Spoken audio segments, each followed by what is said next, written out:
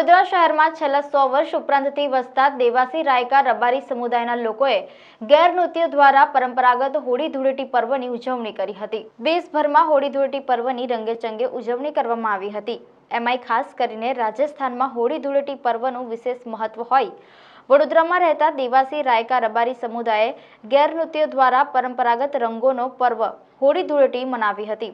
શહેરના વાઘોડિયા ચોકડી વિસ્તારમાં આવેલા નવગ્રહ હનુમાનજી મંદિરમાં 100 થી 150 વર્ષ પૂર્વે વસેલા રાજસ્થાની દેવાસી રાયકા રબારી સમુદાયના લોકોએ ગેરનૃત્ય માટે જાણીતા રાજસ્થાની સમાજનું લાઠીરાસ નૃત્ય અને તે પણ ઢોલ થાળીના તાલે અનોખી ભાત ઉપસાવે છે, જેમાં દેવાસી સમાજના અધ્યક્ષ ગિરધરલાલી દેવાસીએ વધુ માહિતી આપી હતી।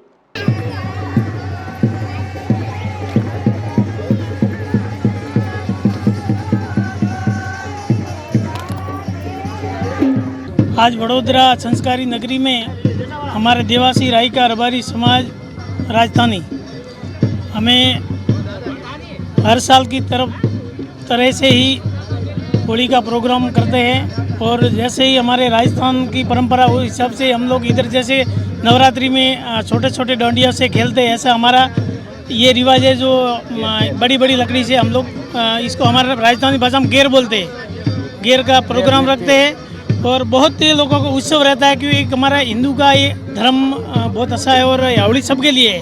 तो हम लोग देवासी समाज के तरफ से ही रखा है और हर साल रखते हैं हम लोग। मिनिमम रहेंगे 1000-1200 जी। क्या नाम है आपका? गिरधारीलाल देवासी। खास करके कौन उपस्थित है? अभी मुख्य अतिथि के तौर पे भवरलाल जी गौड़ आए थे, जैसे हमारे समस्त राजस्थान समाज के अध्यक्ष है बड़ौदा में। बाकी हमारा पूरी टीम थी, समाज के आगेवान थे, हमारे देवासी समाज के सब लोग थे, मिलजुल के सब रमते हैं और सभी बहुत ही अच्छा प्रोग्राम होता है। एक उत्सव होता है कि होली का प्रोग्राम सबसे महत्व राजस्थान में मनाते हैं। ऐसे हम लोग जो प्रवास में रहते हैं वडोदरा में, तो हम वडोदरा संस्कारी नगरी को हम राजधानी मानते हैं, तो इस हिसाब से हम इधर भी उसमें रखते हैं।